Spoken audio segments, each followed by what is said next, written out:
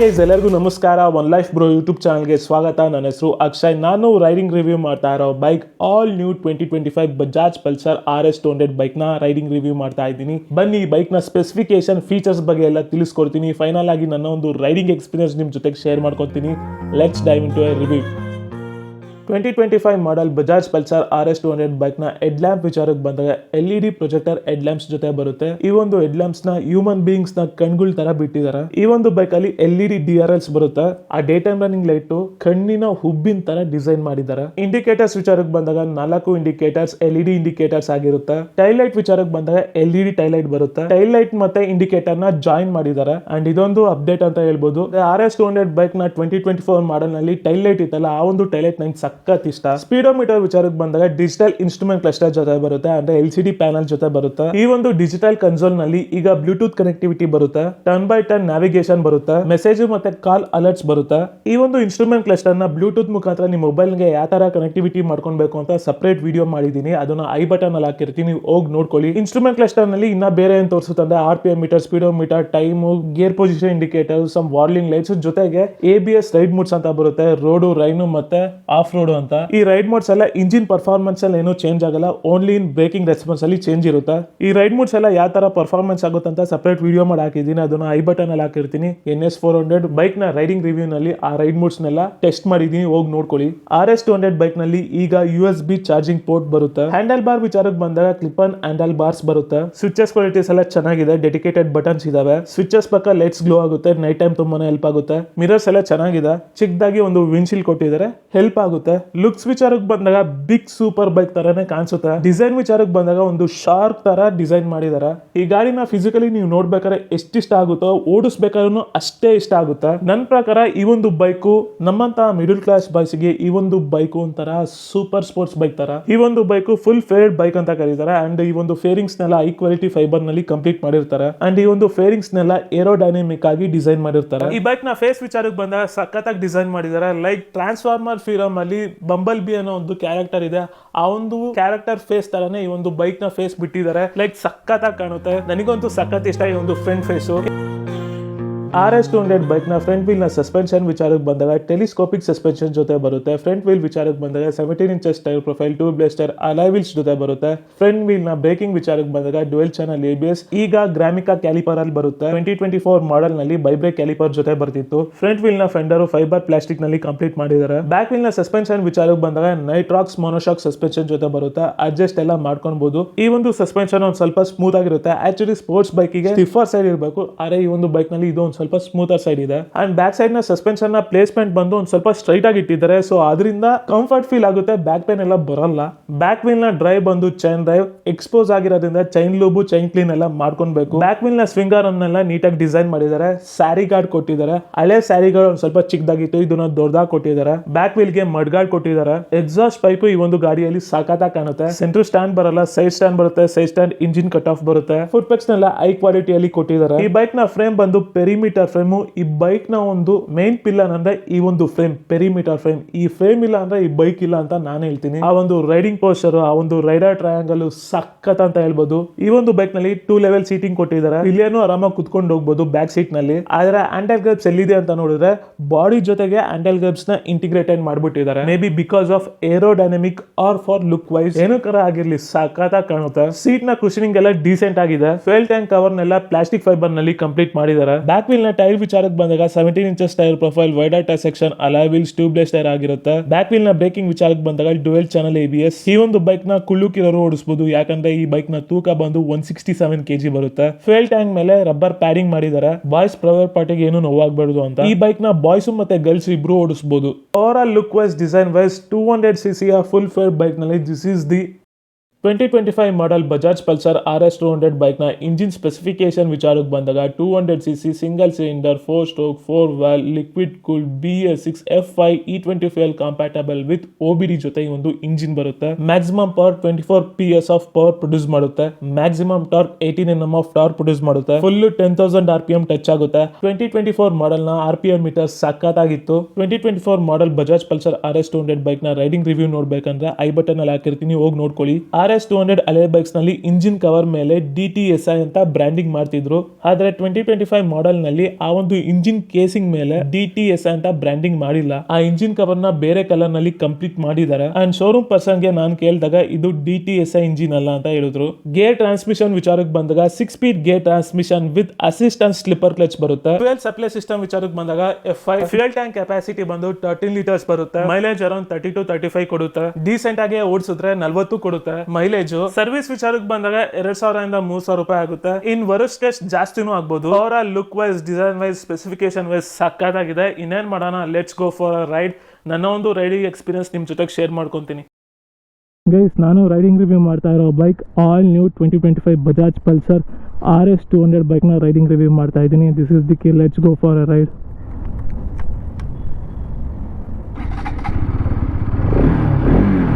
Exhaust ಈ ಥರ ಕೇಳಿಸುತ್ತೆ. Let's go.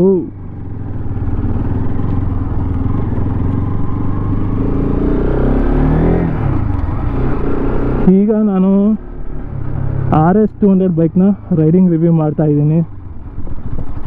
But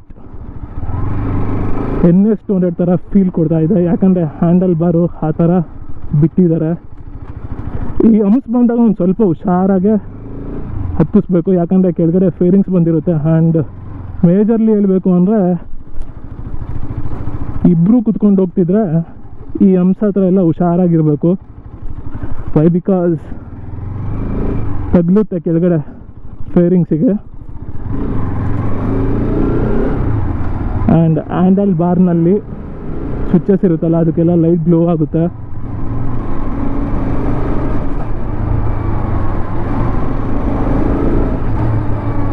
light ಈ ಥರ ಫಾಲ್ ಆಗುತ್ತೆ.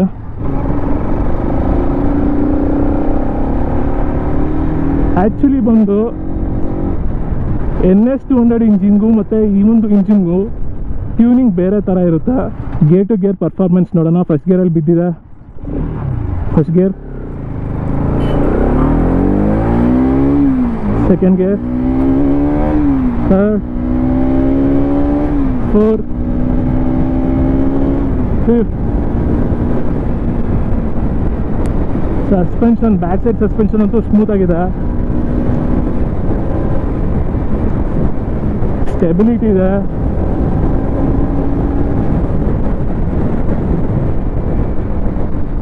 ಬ್ರೇಕಿಂಗ್ ಚೆನ್ನಾಗಿದೆ.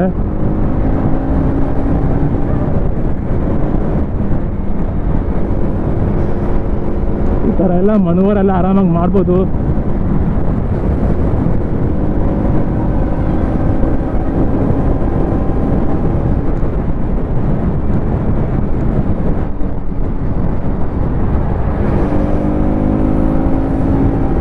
ಹಂಡ್ರೆಡ್ ಎಲ್ಲ ಟಚ್ ಮಾಡೋಕೆ ಈ ಗಾಡಿ ಕಷ್ಟನೇ ಪಡಲ್ಲ. ಈ ಥರ ಸ್ಲಿಕ್ಕಬಲ್ ಎಲ್ಲ ಇದೆ.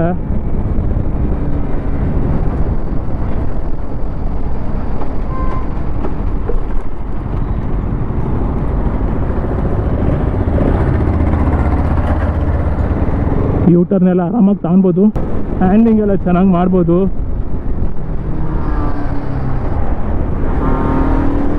ಫೇರಿಂಗ್ಸ್ ಒಂದು ಸ್ವಲ್ಪ ಹುಷಾರಾಗಿರ್ಬೇಕು. ಯಾಕಂದರೆ ಡಿಸ್ಟೆನ್ಸ್ನ ನೋಡ್ಕೊಳ್ಬೇಕು ನೀವು. ನೇಕೆಡ್ ಗಾಡಿ ಥರ ಓಡಿಸೋಂಗಿಲ್ಲ ಈ ಒಂದು ಗಾಡಿನೆಲ್ಲ. ಬಟ್ ವಿಂಡ್ ಬ್ಲಾಸ್ಟ್ ಏನು ಆಗ್ತಿಲ್ಲ ಲೆಗ್ಸಿಗೆಲ್ಲ.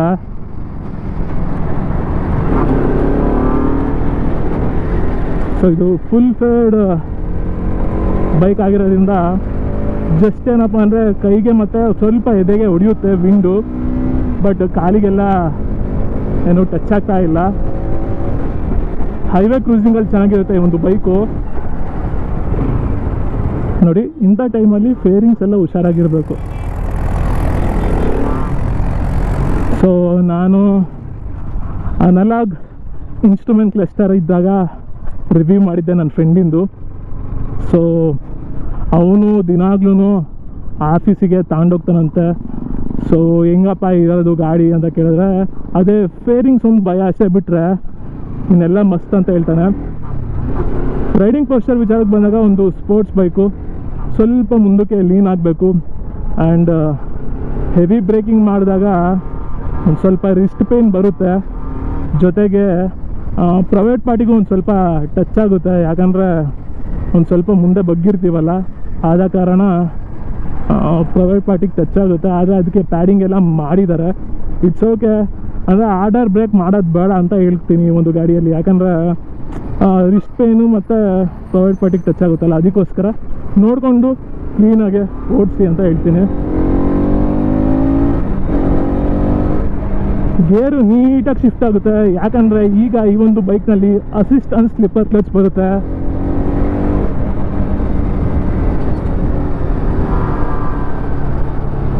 ಕಾರ್ನರಿಂಗ್ ಎಲ್ಲ ಆರಾಮಾಗಿ ಮಾಡ್ಬೋದು. Why? Because wider tyre section.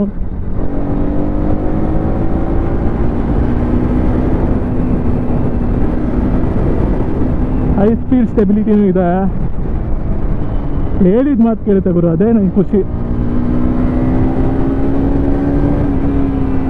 ಈಗ ಸಿಗ್ನಲ್ ಬಿದ್ದಿದೆ, ನಿಲ್ಲಿಸ್ತಾ ಇದ್ದೀನಿ ಗಾಡಿನ. ನನ್ನ ಎರಡೂ ಕಾಲೂ ಫ್ಲ್ಯಾಟ್ ಫುಟ್ ಆಗ್ತಾ ಇದೆ. ನನ್ನ ಹೈಟ್ ಬಂದು 5.7. ಟ್ರಾಫಿಕಲ್ಲಿ ಒಂದು ಸ್ವಲ್ಪ ಹುಷಾರಾಗಿರಬೇಕು. ಫೇರಿಂಗ್ಸ್ ಇದೆಯಲ್ಲ, ಮಿರರ್ಸ್ ಎಲ್ಲ ಚೆನ್ನಾಗಿ ಕಾಣ್ತಾ ಇದೆ. ಆ್ಯಕ್ಚುಲಿ ಗಾಡಿ ನುಗ್ಸೋಕ್ಕೆ ಏನು ಪ್ರಾಬ್ಲಮ್ ಇಲ್ಲ, ಲೀನಾಗಿದೆ ಗಾಡಿ. ಆದರೆ ಈ ಮಿರರ್ಸ್ ಇದ್ದಾವಲ್ಲ, ಅವೇ ದೊಡ್ಡವಿದ್ದಾವೆ. ಸೊ ಆದ ಕಾರಣ ಸಂದಿ ಮತ್ತು ಚಿಕ್ಕ ಚಿಕ್ಕ ಗ್ಯಾಪಲ್ಲಿ ನುಗ್ಸೋಕ್ಕಾಗಲ್ಲ. ಅಕಸ್ಮಾತ್ ಏನಾರ ಗಾಡಿ ಬಿದ್ದರೆ ಕತೆ ಗೋವಿಂದ, ಹೊಸ ಪ್ಯಾನಲ್ಸ್ ಹಾಕ್ಸ್ಬೇಕು ಒಂದೇ ಸಲ. ಬಟ್ ಆದಷ್ಟು ಈ ಗಾಡಿ ಏನಾರ ಒಂದು ಸ್ವಲ್ಪ ಸ್ಲಿಪ್ಪಾಗಿ ಬಿದ್ದರೂ ಏನು ಫೇರಿಂಗ್ಸ್ ಏನು ಮುರಿಯಲ್ಲ. Because of high quality fibre ಪ್ಲಾಸ್ಟಿಕ್ನಲ್ಲಿ ಕಂಪ್ಲೀಟ್ ಮಾಡಿರ್ತಾರೆ. ಆ್ಯಂಡ್ ಹೈಯರ್ ಸ್ಪೀಡ್ಸಲ್ಲಂತೂ ಹೆವಿ ಮಜಾ ಕೊಡುತ್ತೆ ಈ ಒಂದು ಗಾಡಿ. ಈ ಒಂದು ಪೆರಿಮೀಟರ್ ಫ್ರೇಮ್ ಇದೆಯಲ್ಲ, ಬೆಸ್ಟು ಅಂತ ಹೇಳ್ತೀನಿ. ಕಾರ್ನರಿಂಗ್ ಮಾಡೋಕ್ಕೆ, ವೀಲಿ ಮಾಡೋಕ್ಕೆ. ಗೇರು ಸ್ಲಿಕ್ಕಾಗಿ ಚೇಂಜ್ ಆಗುತ್ತೆ ನೋಡಿ. ಇಂಥ ಸಡನ್ ಸರ್ಪ್ರೈಸ್ ಆದರೆ ಬ್ರೇಕ್ ಎಲ್ಲ ಚೆನ್ನಾಗಿರುತ್ತೆ, ವಿಸಿಬಿಲಿಟಿ ಚೆನ್ನಾಗಿದೆ. ಈ ಗಾಡಿ ತಾನೇ ಬೆನಿಫಿಟ್ ಏನಪ್ಪ ಅಂದರೆ ಬ್ಯಾಕ್ ಪೇನ್ ಬರಲ್ಲ, ಬಟ್ ರಿಸ್ಟ್ ಪೇನ್ ಬರುತ್ತೆ. ಆ್ಯಕ್ಚುಲಿ ಅಸಿಸ್ಟೆಂಟ್ ಸ್ಲಿಪ್ಪರ್ ಕ್ಲಚ್ ಇರಲಿಲ್ಲ 2024 ಮಾಡಲ್ನಲ್ಲಿ. ಆವಾಗ್ಲೂ ಗೇರ್ ಶಿಫ್ಟಿಂಗ್ ಚೆನ್ನಾಗಿತ್ತು. ಆ್ಯಕ್ಚುಯಲ್ ಸಿಟಿ ಟ್ರಾಫಿಕಲ್ಲಿ ಓಡಿಸಿ ನೋಡೋಣ ಗಾಡಿನ.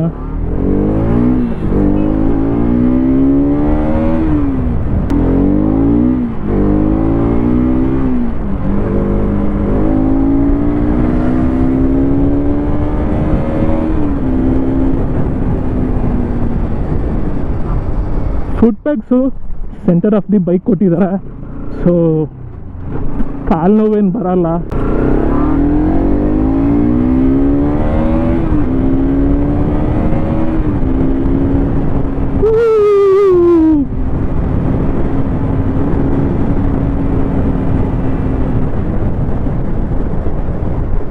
ಗ್ರಿಪ್ ಹೆಂಗಿದೆ ಅಂದರೆ ಸಕ್ಕತ್ತಾಗಿದೆ ಓಡಿಸ್ಬೇಕಾರೆ.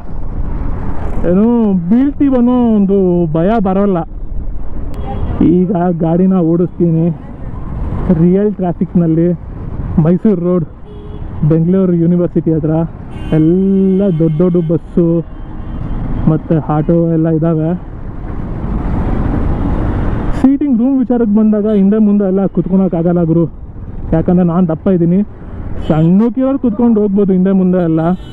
ಆ್ಯಂಡ್ 2 ಲೆವೆಲ್ ಸೀಟಿಂಗ್ ಕೊಟ್ಟಿದ್ದಾರೆ. ಪಿಲಿಯನ್ಗೂ ಸೀಟ್ ಚೆನ್ನಾಗೇ ಇದೆ. ವಯಸ್ಸಾದವ್ರನ್ನ ಕೂರಿಸ್ಕೊಂಡು ಹೋಗೋಕ್ಕಾಗಲ್ಲ. ಗಾಡಿ ಲಾಂಗ್ ಡ್ರೈವೆಲ್ಲ ತಗೊಂಡೋಗ್ಬೋದಾ ಅಂತ ಕೇಳ್ತೀರಾ. ಗಾಡಿಗೆ ಕೆಪಾಸಿಟಿ ಇದೆ, ನಿಮ್ಮ ಹಂಡಿಗೆ ಕೆಪಾಸಿಟಿ ಇರಬೇಕು ಕುತ್ಕೊಂಡು ಓಡ್ಸೋಕ್ಕೆ. ಯಾಕಂದರೆ ಗಾಡಿ ಫಾಸ್ಟಾಗೇನೋ ಹೋಗುತ್ತೆ, ನಿಮಗೆ ಕೆಪಾಸಿಟಿ ಇರಬೇಕಷ್ಟೆ. ಫೈನಲ್ ಆಗಿ ಈ ಒಂದು ಬೈಕ್ ಬಗ್ಗೆ ನನ್ನ ಒಪಿನಿಯನ್ ಏನಪ್ಪ ಅಂದರೆ, ಸಖತ್ ಗಾಡಿ. ರೇಸ್ ಸ್ಪೋರ್ಟ್ಸ್ ಬೈಕ್ ಆಗಿದ್ರೂ ಒಂದು ಟೂರಿಂಗ್ ಬೈಕ್ ಥರ ಹ್ಯಾಂಡಲ್ ಬಾರ್ನ ಬಿಟ್ಟಿದ್ದಾರೆ, clip on handle bar. So ಏನಂತ ಹೇಳ್ಬೋದು ಅಂದರೆ ಸ್ಪೋರ್ಟ್ಸ್ ಟೂರರ್ ಬೈಕ್ ಅಂತಲೇ ಹೇಳ್ಬೋದು. ಲಾಂಗ್ ಡ್ರೈವೆಲ್ಲ ತಗೊಂಡೋಗ್ಬೋದು. ಆದರೆ ಒಂದೇ ಒಂದು ನೆಗೆಟಿವ್ ಅಂತ ಹೇಳೋದಾದರೆ ಫೇರಿಂಗ್ಸ್ ಏನಪ್ಪ ಅಂದರೆ ವೈಬ್ರೇಷನ್ ಎಲ್ಲ, ಅದ್ರ ಬಗ್ಗೆ ಎಲ್ಲ ನಾನು ಮಾತಾಡ್ತಿಲ್ಲ. ಸಿಟಿಯಲ್ಲಿ ಓಡಿಸ್ಬೇಕಾರೆ ಈ ಒಂದು ಫೇರಿಂಗ್ಸು ಹುಷಾರಾಗಿರಬೇಕು. ಟಚ್ ಆಯಿತು ಅಂದರೆ ಬ್ಲಾಸ್ಟ್ ಆಗುತ್ತದೆ. ಅಂದು ಸ್ಕ್ರ್ಯಾಚಸ್ ಎಲ್ಲ ಆದರೆ ರಿಪೇರಿ ಮಾಡೋಕ್ಕಾಗಲ್ಲ, ಅಂದು ಹೊಡೆದೋರೆ ರೀಪ್ಲೇಸೇ ಮಾಡಬೇಕಾಗುತ್ತೆ.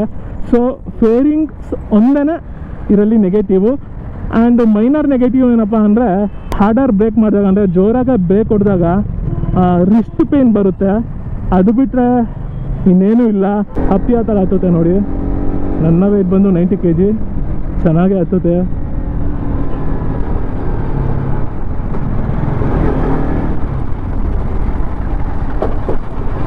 ಫ್ರಂಟ್ ಸಸ್ಪೆನ್ಷನು, ಬ್ಯಾಕ್ ಸಸ್ಪೆನ್ಷನ್ನು ಸ್ಮೂತ್ ಆಗಿದೆ. ಆ್ಯಕ್ಚುಲಿ ಸ್ಪೋರ್ಟ್ಸ್ ಬೈಕಲ್ಲಿ ಸ್ಟಿಫರ್ ಸೈಡ್ ಇರಬೇಕು.